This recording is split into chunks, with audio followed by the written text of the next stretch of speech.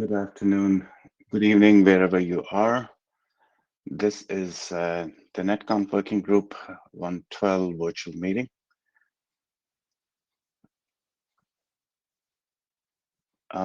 Kent, do you want to go ahead and actually enable the notepad if it is not? Yeah, I'm looking at it right now. Okay. All right.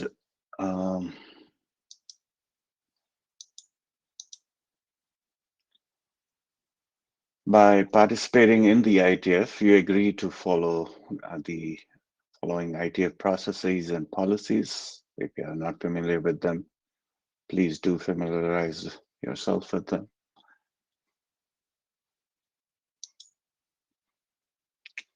You are here in this Meet Echo session, so you don't need the link. Watch the chat window for comments, and I believe it can be made a separate window if you want. We have 1 hour. We requested for 1 hour slot for the Etconf agenda. We will try to stick to the time that's allocated for each speaker, as pretty much tight on time. There will be a countdown timer at the bottom of the screen to help guide the speakers. Try to stick to that time. We don't hope to have to cut off the microphone in case we run out of time. As usual, remember to cue yourself in Meet Echo by clicking on the hand symbol. And to speak, remember to unmute yourself. And at the end, do remember to remove yourself from the queue. And we should have a Cody MD window up ready for anyone to put in their notes. Actually, do help us by I think contributing. it is. Yeah, I was just gonna say I think it is set up right now. If you go to in the top menu note-taking tool, click there, you should see it initialized. Okay, thanks, Kent. All right. We are going to ask the presenters to present their own slides, so it should go relatively smoothly. This is new for everyone. So where are we with this charted list of workgroup items? The Yang push notification capabilities is, of course, past IETF review. It's in the RFC editor queue at this point. Kent will talk about his suite of drafts, the client server suite of drafts, in the next slide. The HTTPS notification draft, Kent and I being the authors on it, believe have addressed all the open issues, and we believe it's ready for publication. Rob, did you want to go ahead and, okay, let me grant you. I think I can just, I think I just, can you hear me? Yes. Yes, yes, thank you for this. So yes, I think that's good. One question to the working group is, if anyone is offering to be the document shepherd for this document, that would be appreciated. And I can go around asking, but if anyone would like to do that, then that would be helpful for me, if they can do so. Okay. So drop me an email if interested. Thanks. All right. Thanks, Rob. The Yang push notification messages expired today. I know that this draft has been on hold waiting for HTTPS notification to get done. Now that is done, we would ask the authors if they're here, otherwise offline, to revive the draft and post an update and proceed with trying to finalize the draft.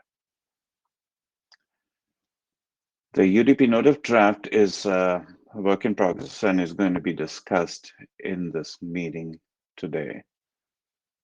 Kent, any comments? Oh, sorry. Let's move to distributed notive draft, and then maybe we can come back to if anyone has any comments. The distributed notive draft is a workgroup document. It expires soon if it hasn't already expired. The authors, I don't know what the plan is as from the authors, but do they plan to continue working on it? If they bring, they will, I think that they would like to bring the discussion back on the mailing list and make progress on the draft. So we hope to see some activity. The SCTP CSR draft is, I believe I saw a post today from Kent. And you just updated and addressed some comments. Correct. Yeah, it was a duplicate paragraph. I had to be removed, so I just removed that paragraph and reposted it. At this point, it should be ready for Rob. All right.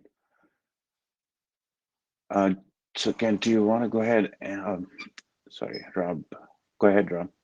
Yes, so I think this is done. So I will send this on for IETF last call.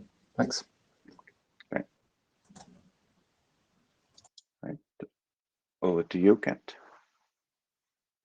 Right. Okay. For the client server suite of drafts, so first and foremost, we've completed the last call on the entire suite of drafts. The last two Netconf client server and RESTconf client server last calls, I think we declared completion on about 2 or 3 weeks ago. After soliciting feedback and not receiving any objections, we've decided to move forward with the process. And then, but there are some issues pending. And on the right-hand side, it's 2 are listed, but actually there's a third as well I need to speak to. So firstly, you may recall in the TLS client server draft, there's an open pending issue that came out of the last call for how to support raw public keys and pre-shared keys for TLS 1.3. Tom Petch raised the issue, and Hank Berkshoff was going to help resolve the issue, but we've yet to actually resolve the issue. So that remains pending open item. Secondly, in both the key store and trust store drafts, I think it's incumbent upon us to ensure that the language there does not preclude the ability to use the system-defined configuration work that the NetMod working group is engaging in. That currently these built-in keys, that there's discussion about how they show up in operational and maybe they need to be copied into running. But we want to ensure that, if the system work goes forward, that, those keys could alternatively or actually preferably show up in the system data store. So just want to go over the language there and make sure there's no, doesn't preclude that ability. And then the third item that's not listed is that there was a liaison request from IEEE on the key store draft, and kind of related to the same point about built-in keys and the copying them to running. And they had some concerns for, well, you're not really supposed to be copying private keys to running. And in fact, they claim IEEE 802.1 AR spec says you're not allowed to do that. And so I think actually this is just a misunderstanding, because there's the actual key data, and then there's sort of the Yang node that is the parent node of the key data. It's really just the Yang node that needs to be copied into running. I don't think that subtlety was clear enough to them, and we just need to follow up with that liaison request. And I think Rob was going to suggest having a meeting of some sort. Go ahead, Rob. Yes, so I had a bit of an exchange with Glenn Parsons, the 802.1 working group chair, and I think we'll set up a meeting between you and the person raising this issue myself and Glenn, and see if we can informally work out the right solution, and then also determine whether any sort of liaison back to IEEE is required or not. So the next steps is for me to set up that meeting. Perfect. And that's it for me, Mahesh. Thanks. The agenda for today consists of one chartered item, and that's the UDP-based transport for configured subscription. On the non-chartered item list, we have 3 drafts. Their active subscription, I think that's has been presented before, but I guess we'll see an update. We have seen quite a bit of discussion on the transaction ID. So Jan is coming back, having updated the draft. And I believe the list pagination draft has also been presented before. All right, that's as far as the chair slides are concerned. Any comments or questions before we jump into the agenda?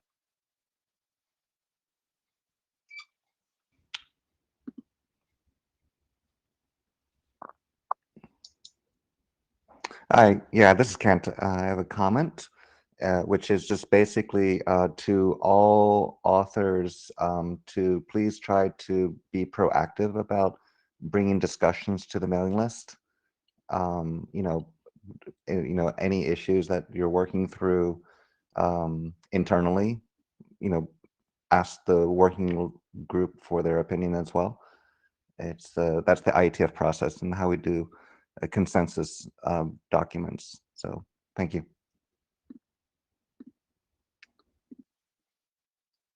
All right, so we have the first draft, which is the UDP note of draft. And I believe, who's presenting it, by the way? Okay, Alex is.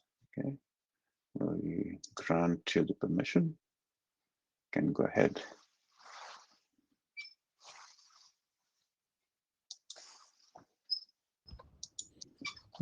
So hello to everyone.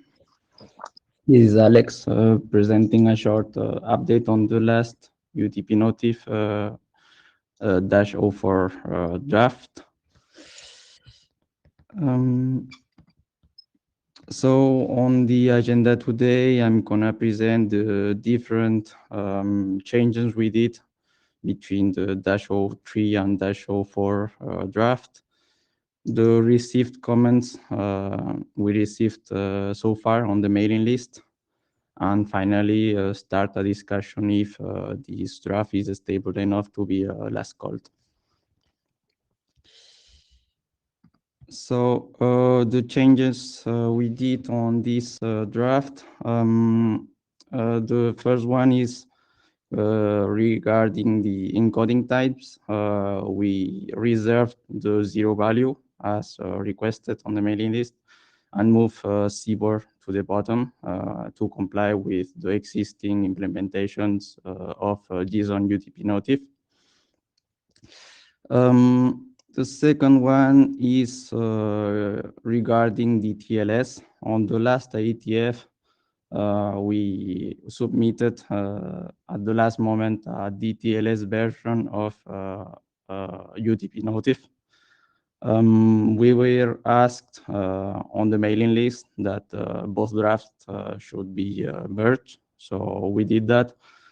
On this draft, there was just explained that we have to use DTLS 1.3 to secure the UDP notif message. We explained the life cycle of this usage, and then that the UDP notif message should be sent as application data of the DTLS layer. We added just this draft as a new section of UDP notif. And then finally, on the IANA section, we demanded the creation of 2 pull requests, one for the encoding types and another one for the option types. So that's the changes so far. The comments, so thank you, Andy Bierman, for your feedback. we were requested to add the reference of the RFCs of the encoding types, these on CBOR and XML. So we will do that. There is still a discussion about which version should be used of CBOR, the RFC one or the draft one. And this morning, I guess, I received also a feedback from Maj, so thank you. And yes, we will address this feedback as soon as possible.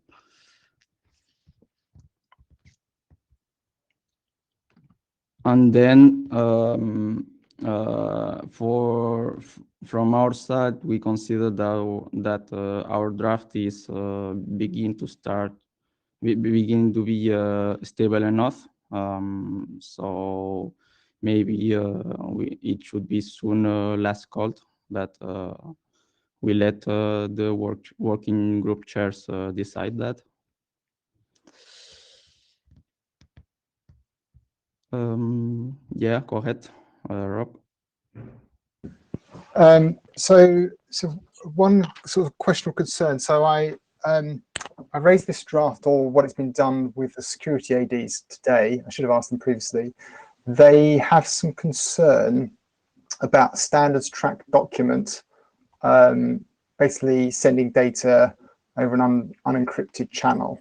So so it's something that we need to work out whether they will allow a standards track document to do that. An information document I think would be okay, but the concern is it being a standards track document. So that's something that we need to resolve. We could potentially try getting a SEC DIR review, or the other choice might be to see if we can catch one of the security ADs in gather.town this week to chat over this. But I think that's an issue that ideally we would resolve that in the working group before last call if we could. And the other one to be aware of, and I know there's some text about this in the document, is at the same time I asked that question, I got some feedback. Again, we need to check that we cover the sort of transport requirements. So in terms of handling congestion, things like that, I know there's some text into that document, but we just need to make sure that we're quite careful that that's covered as well. Okay.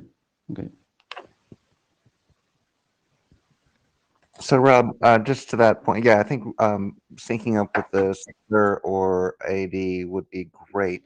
I do actually have some empathy for wanting to support native UDP because I think the use case scenario is actually for a private network consolidator. Like it'd be inside, like literally in the same rack as where the log generator is located, and for so you don't want the overhead of cryptography, but I think so. That's that, and then also notably that we're not actually defining the protocol; we're just simply configuring or enabling said existing protocols to be configured. So these are things that can be discussed with the sector or AD. Okay. And then just one other comment actually is, if there's anyone can join the note taking, that would be really appreciated. So if people could also help contribute to the notes, that would be helpful, please.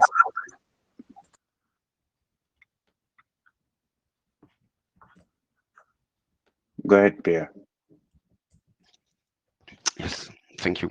Regarding the security support, are you saying that now that the DTLS section is in, so sending UDP messages encrypted in the clear is an option, but the RFC would is defining DTLS support as well. So is this not good enough? And also with respect, joining I think Kent on this, with respect to the deployment considerations that we have, and if we review the RFC on UDP applications, we are clearly in the field where, I mean, sending messages in the clear should be tolerable. Do you think that there will be an issue with that type of positioning of the draft with respect to security considerations? Or don't you think personally that this is good enough? So So to answer that question, the answer is I do not know, because it's not my decision as such. I certainly have sympathy with the way that both you and Kent characterise this, that the network is meant to be secure in that regard, a management network, and hence that should be sufficient. I don't know whether that will be good enough for the security ADs or not. It really needs to be, or in the security area, I think it's probably better putting it. We need to actually check with them and have a conversation with them. And they may, if we put sufficient mitigations in, that may be good enough. I don't know. But it may be that they just say no, they don't regard that the overhead of encrypting this is high enough to justify not always encrypting it. That I don't know. I have to ask them. Okay. There are a lot of protocols where we would need to redo that discussion then. But okay, I follow. With respect to congestion, I think it's covered in the draft. So on your comment with respect to use of UDP and congestion in the network, when we discuss the applicability and the concerns that you have when you design a UDP application, I think it's covered. But I mean, we can have this discussion offline if you want. And if it's not good enough, we can work on this description more. So, thanks. All right, so I had actually one comment and one question, or I'm trying to answer one of the questions, I think, that was asked on the mailing list. I believe that the draft talks about, a transmission timer, not a retransmission timer, but a transmission timeout value to be set, at which point, there's no attempt to try to, but there's no configuration in the Yang model for actually configuring the transmission timeout. So I don't know if the intention is to keep that timer or not keep that timer.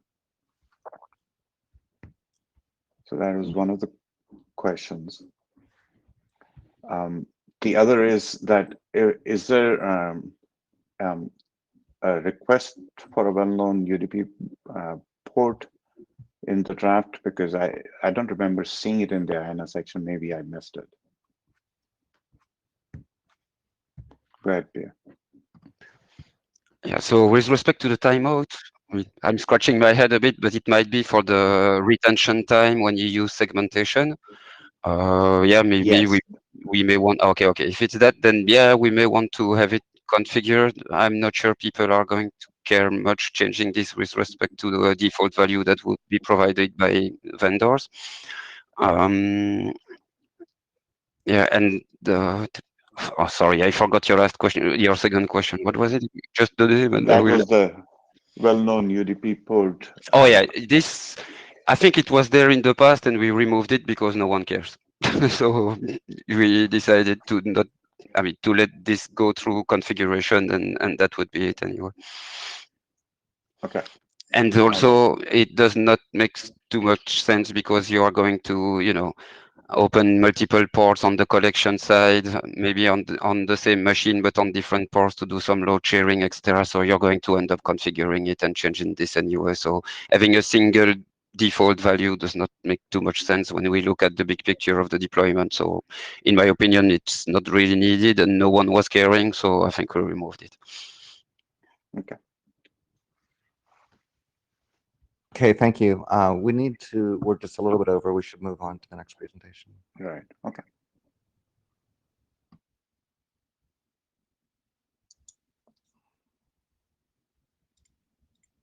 And Excellent. I saw Qifeng in the Hello, list. everyone.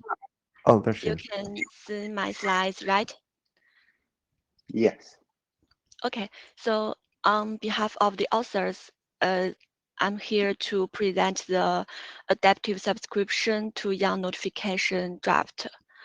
I believe that this work has already been presented for several times. An adaptive subscription can fit in the scenario with massive data collection and processing with expensive data management cost.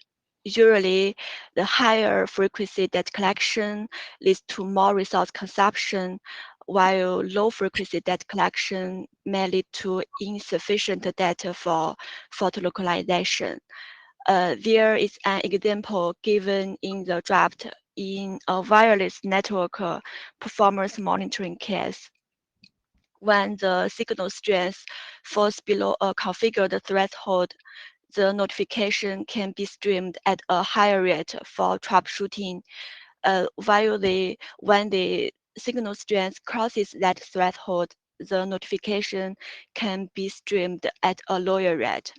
So our proposal is to enable the client to configure an adaptive subscription update policy, which contains a condition and allows the server to switch to different period intervals based on the condition.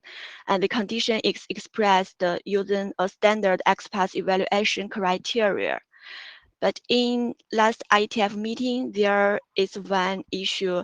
I think it was read by Rob, which is about the arbitrary XPath complexity. Since the condition expression requires XPath evaluation, this might complexity. Yes, but we all know that YAML-push also needs to configure selection filter to identify a targeted node or subtree, and it is a similar selection filter used by adaptive subscription. And a new section was added in the update to discuss arbitrary XPath complexity. And there are 4 points given as a reminder that although they have already been well supported by XPath itself, the following design choices should be very careful to make, and they may add extra complexity for implementation. First is to support XPath evaluation criteria against every data objects.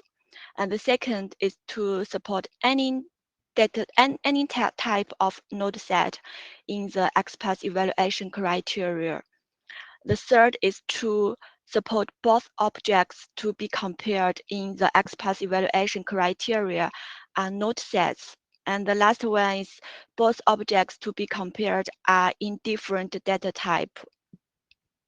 And then also to try to reduce the complexities of this arbitrary XPath evaluation, we give the following design principles recommendation.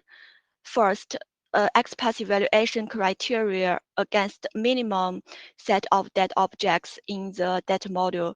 And this minimum set of data objects could be advertised using the notification capability module defined in an ongoing work. And second, it should be integer-based filter, which represents signed and unsigned integers of different sizes. And last one is about compared objects requirements. We recommend that it should be an one-to-one numeric comparison. The one object to be compared in the XPath expression should be a leaf data node, and the other object to be compared is expected to be an integer. So, and the result of the XPath expression is converted to a Boolean value. Yeah. So I think this is the end of my presentation. So let me just stop here and see if there's any other comments and questions about this. Yeah, Rob, please go ahead.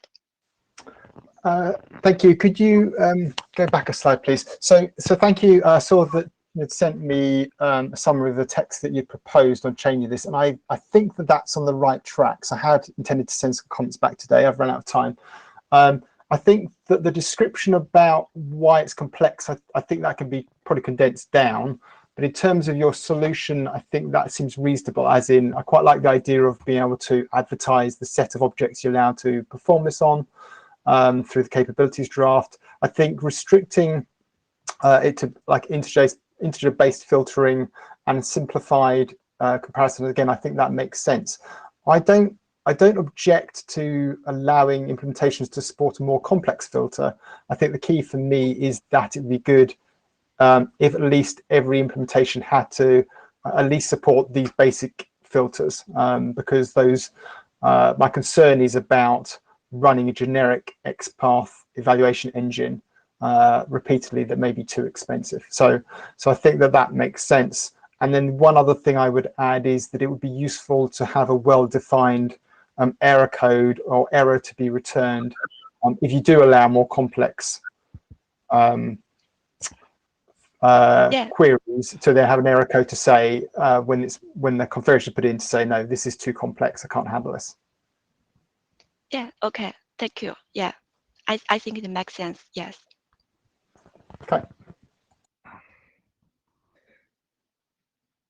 Sorry, I was on the other window typing notes.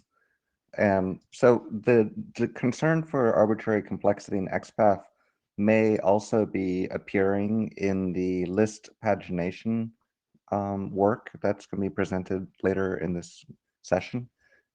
And there's a concern for, if you have these arbitrary expressions and you're mapping to a backend database, how can you do that for, some databases aren't that rich in their query language syntax. And so I think it's one thing to say there needs to be a minimum set, and then there may be more complexity, but how does the client know what extra complexity is supported by the server? And so then we may need to have some ability to enumerate or somehow otherwise enable the server to advertise what all the extra expressions that they're supporting. And so I see that desire maybe showing up here in this work and also in the list pagination work. Yeah, okay, thank you.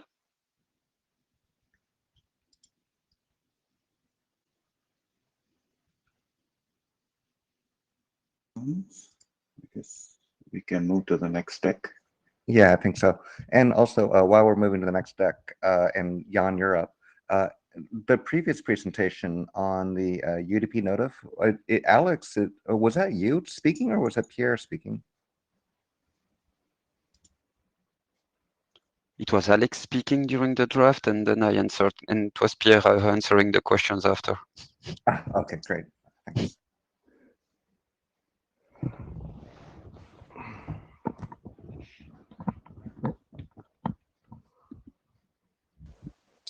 Go ahead, Jan. Thank you. So this is the second presentation of this Netconf transaction ID work that started a year ago. And basically, it's about the mechanism that reduces traffic and work and decreases reliability when it comes to getting and editing configuration on the server.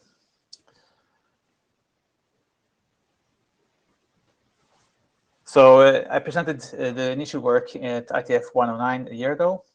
And since then, I've made some investigations of how much impact this would have in a sort of real world network. And we have made some changes going from 00 to 01. And just to recapitulate very quickly, I took a real world application, but running in a lab. So it was not actually real world in the true sense of an operator running something, but it was running in a lab and it's a real world application, and analyzed the traffic in that situation with this application running. One eyebrow raiser that a lot of people reacted to was that 91% of the traffic was actually in Yang 1.0 hello messages. So that's something for implementers to watch out for, to move to Yang 1.1 to get rid of that.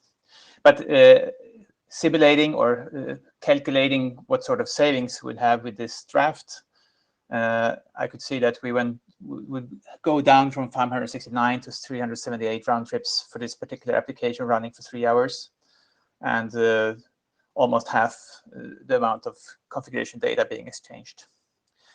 So I think there's some value to this, but actually the real value that I see in this work is not so much to reduce round trips or number of bytes being sent between client and server, but it is the reliability that a set of clients can work reliably towards a set of servers and not clobber each other.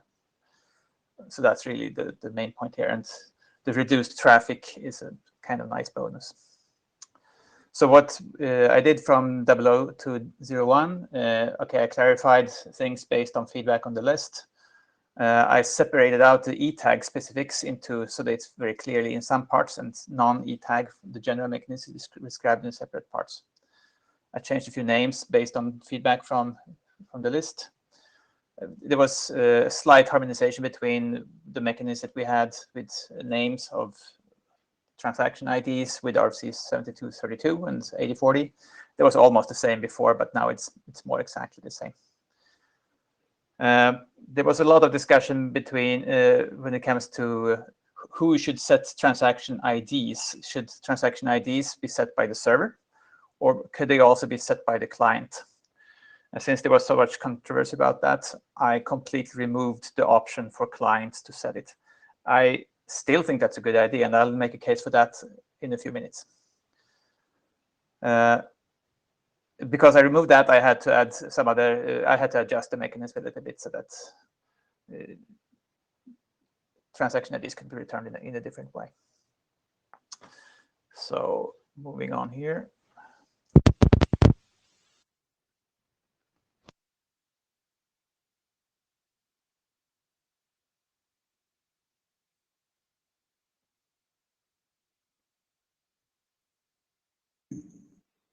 This point.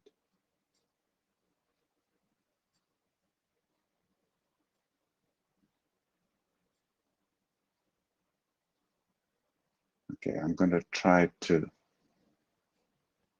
text him.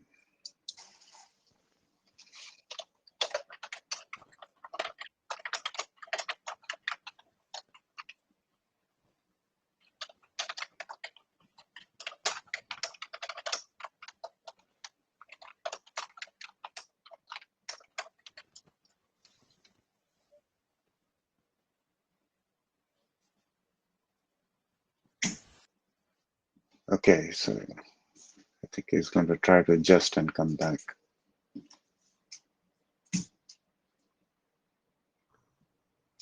Can you hear me now? Yes. Okay, I don't know what happened there. Go ahead. I just closed and opened the mic again. So how far did you hear? I think you just started on this particular slide. All right, very good, thanks. So here are the open questions, and I'll quickly go through each one of them and explain what we have chosen to write in the draft. These are all the alternatives that were raised on the list. So for the e-tags, we have now adjusted the e-tag assignments, so the transaction ID values, to match exactly what it says in RESTconf and 7232. It was almost the same before, but now it's more exactly. But other alternatives were also suggested. But that's what the draft says now. And there's no particular text in the draft when it comes to how you format these strings. It's left as a sort of open-ended string. There are some rules as according to 8040. There is no support for timestamps. That's a mechanism that exists in RESTconf when they have transaction IDs there. You can use timestamps. But for a number of reasons that I will not go into today, I skipped that, and only this transaction e-tag style transaction IDs are supported in this draft. We have this question that I mentioned earlier, that is it allowed for a client to say, I want you to use this particular transaction ID when it sends in an edit config to a server? And right now, there's no text about that at all in this draft, but I'll come back to that in a minute and explain why I think that's a good idea. Similarly, there's some people that ask that maybe even if we don't assign e-tags this way, maybe we could allow clients to send in a free-form string to associate with each transaction, because then you can send in things like who was doing this, why it was done, which customer it belongs to, order numbers and whatnot. If you can put comments on there, so that you can use the transaction, you can add transaction metadata basically. But right now there's no such language in the draft at all. And then we have a question about granularity. So when you maintain this transaction ID for data storage, do you do that only for the data store as a whole? Or can the server implementers pick some more containers and list elements around in the data model where they think it makes sense and maintain transaction IDs for them as well? Or could server implementers pick any element, not just containers and list elements, but sort of any leaf they like and whatever they think makes sense at all? Or even should it be the client that decides which elements that we maintain transaction IDs for dynamically in runtime? Right now, the draft explains how this is done when it comes to the data stores and some containers and list elements as picked by the server implementer. Some other open questions where we could think about new development is to indicate which elements in the Yang model that have transaction IDs associated with them by using system capabilities. As we just talked about in the previous presentation here, there's of course a lot of config false data being requested by clients as well, and by using transaction ID sim type of metadata, you could actually probably reduce the amount of data being transported for config false data as well, quite dramatically, or maybe with similar numbers as you saw in the beginning here.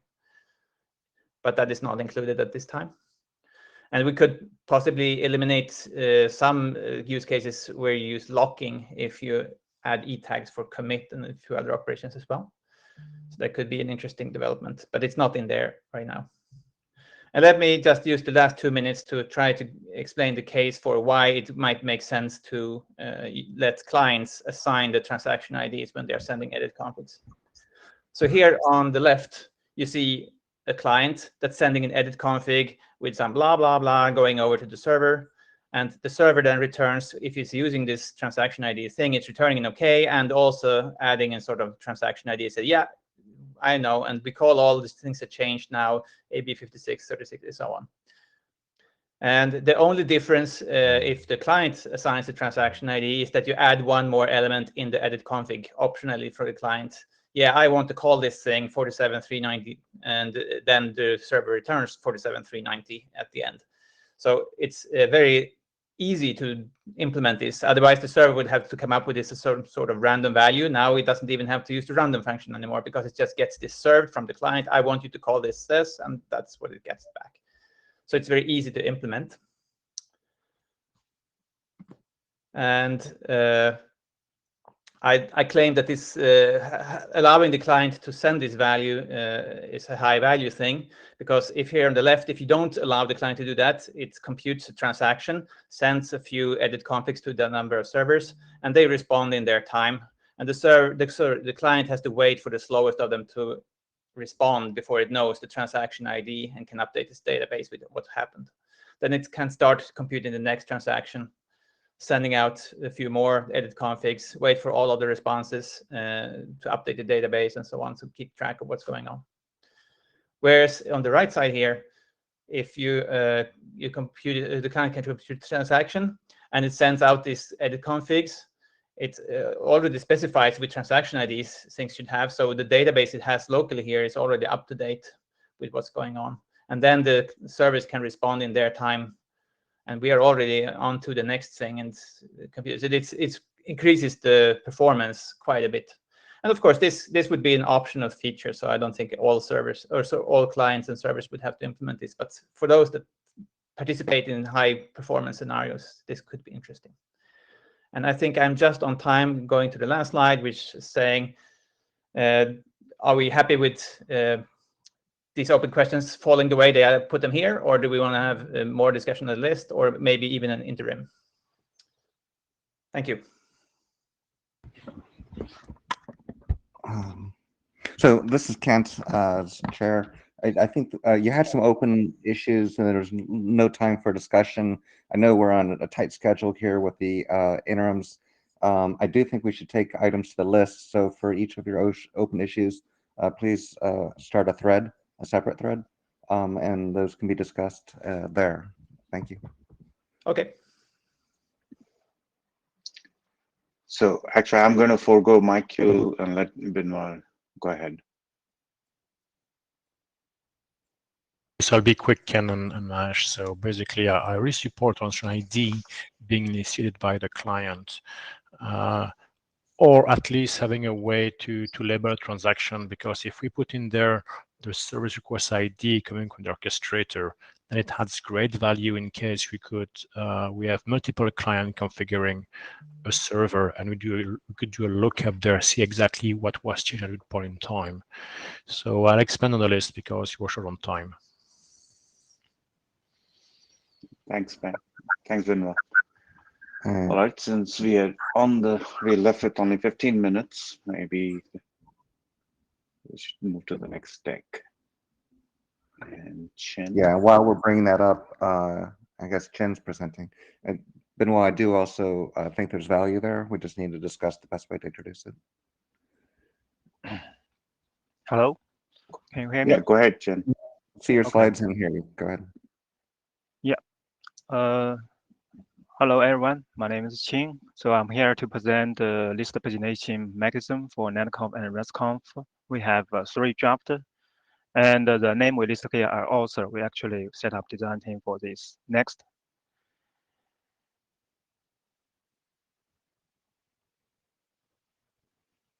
Oh, I think you're presenting your own. Oh, sorry, I forgot. Yeah, yeah. Let's recap a little bit.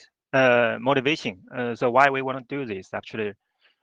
Actually, when you retrieve 19 number the entry from list and the leave list, actually, you may actually don't have a very user-friendly client interface. Actually, for a client that may take a quite long time to retrieve this list. So we'll introduce quite a lot of latency, and also client may consume a lot of resource.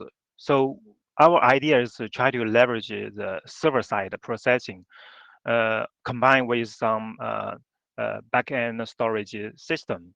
And for example, index mechanism allow you to allocate the data without need to search all the row in the database table. So we try to borrow this concept and use in this list and leave list retriever.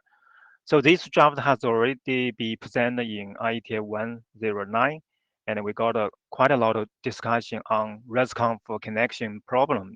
This actually, we have a draft that we call the ResConf connection, which get expired. So we actually use this as basis to come up with this idea. Yeah, and so before we discuss list pagination, we actually have 3 key acronyms. First is list pagination. Really, it is a standard mechanism to control the filtering, sorting, retrieve the entry and of list and leave list. And also we have 2 acronym we call the list pagination netconf and list pagination for ResConf, which focus on protocol extension to support list pagination. And so what do we do actually since IETF 109? Actually, we factored out one of the list pagination draft from the other 2. One is focused on netconf, the other focused on ResConf, and we rename the count and the skip parameter into the limit and offset because we borrow the concept of secure language from the backend database. So they use a limit and offset, and that's why we switch to these 2 terminology. And we also define, for list pagination, define the 5 query parameter, which will be discussed in detail in the later slides. And also for dissident list pagination, we also introduce 1 query parameter we call the sublist limit. And also we actually extend the server capability extension and to actually define the per node tags. And in addition, we actually in the appendix we define the example young data model, dataset, and query, which will be reused by the netconf draft and the ResConf draft. And so the other 2 draft, the first netconf, and we already post this draft and we made the update. So the main change actually is we change a new RPC to augmenting 3 netconf RPC. One is netconf, and also we have get config and get config and get data.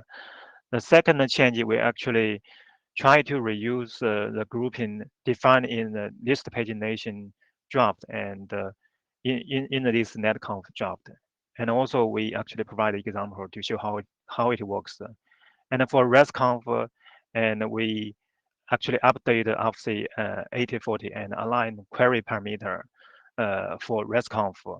And we also declare list and leaf list as a valid resource target for get. And optionally, we can support delete operation based the discussion with design team member.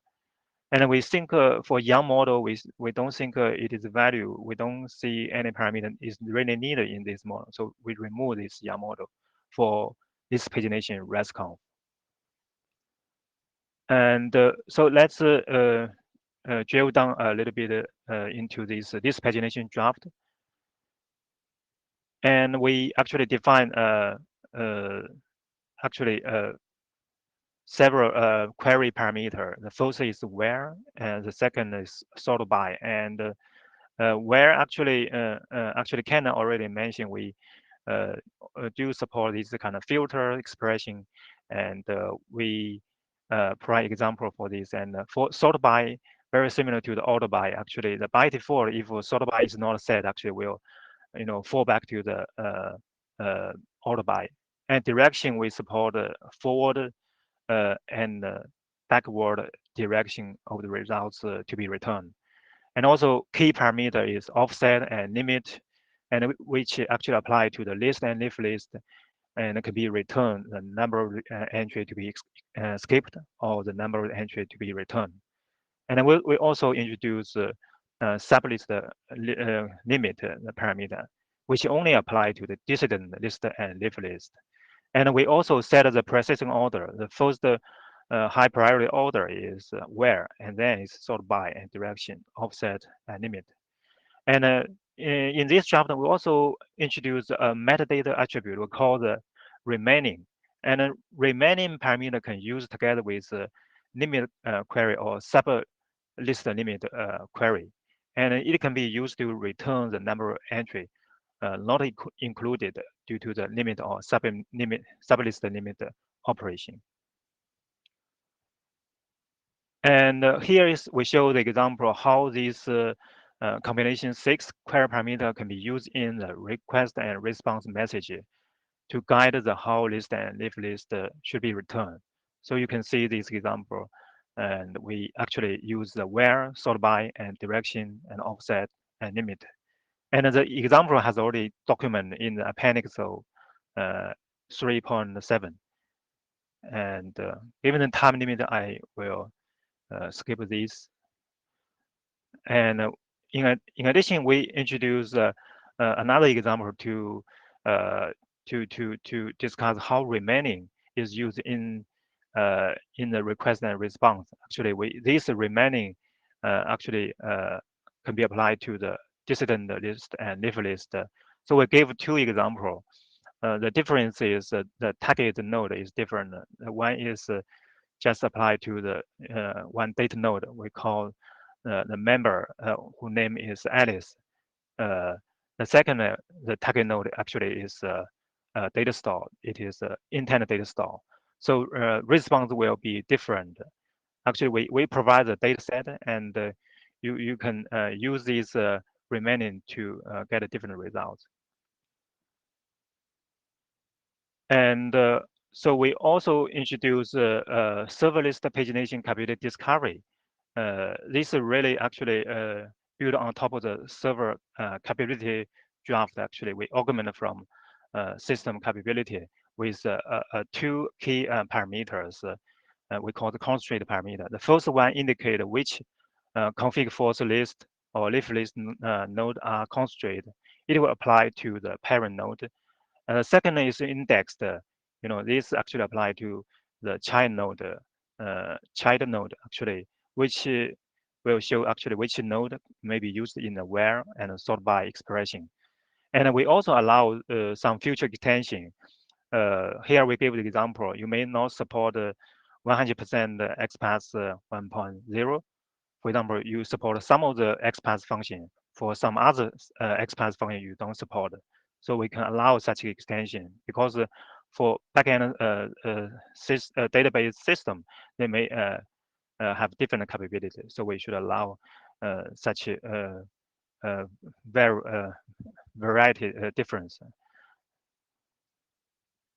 And the second is Netconf draft, and you can see the overview is model structure. Actually, we augment the 3 Netconf RPC statement: get config, get data.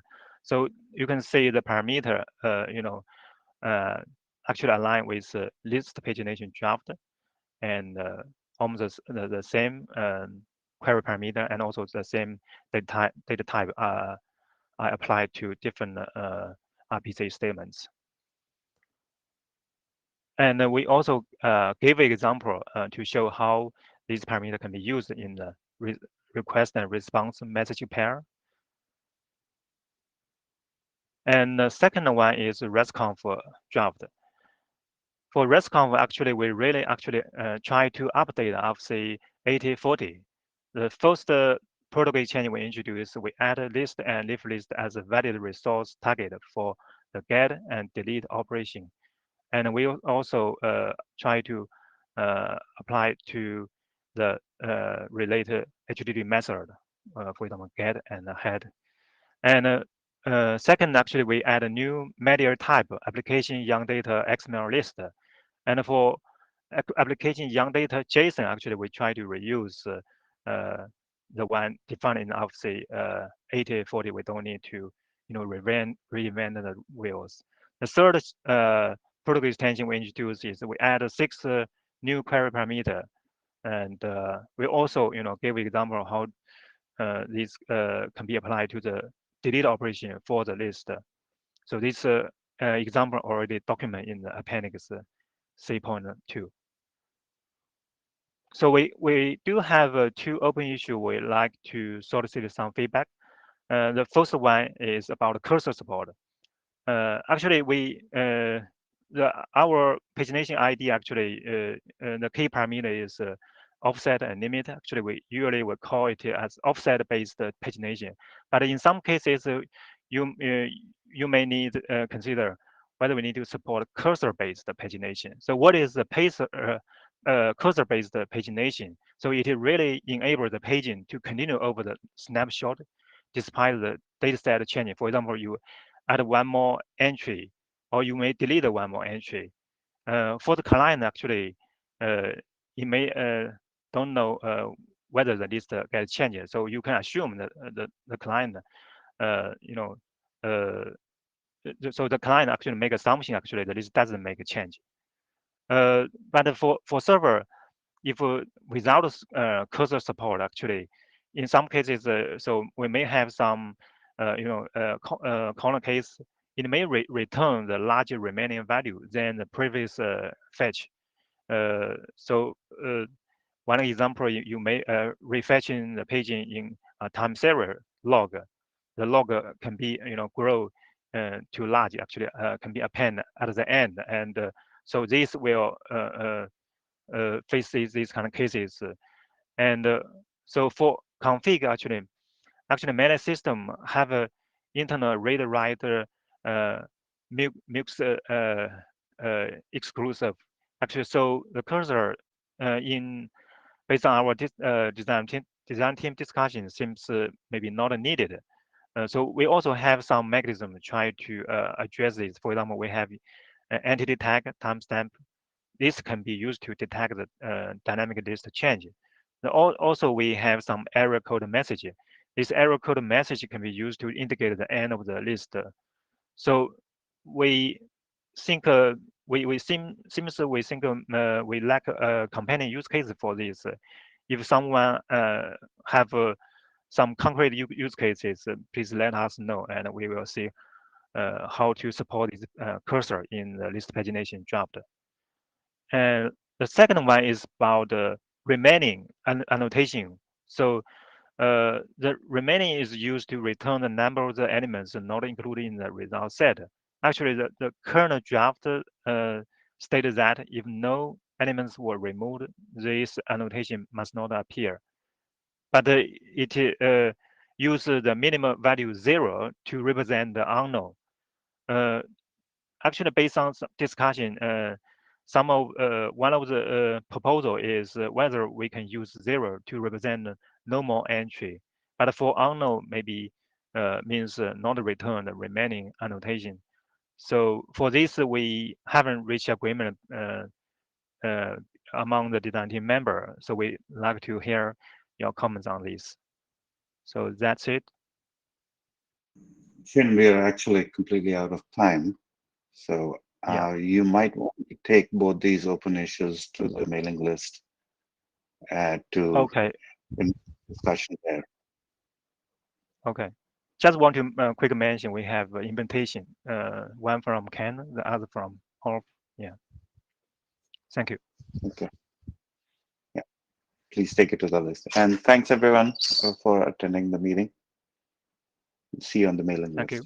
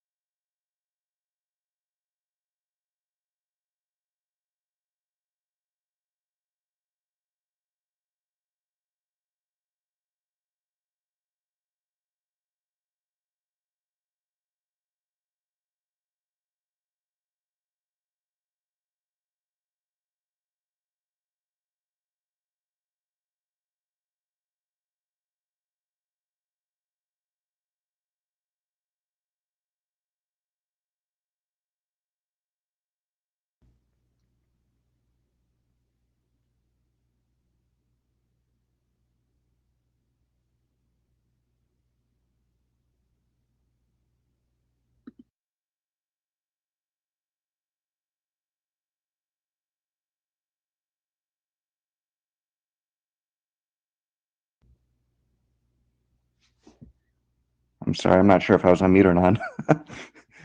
I was saying all the authors could please take their open issues to the list. And then for everyone, thank you for the discussion, and we'll continue the discussion on the list. Please have a good rest of the day.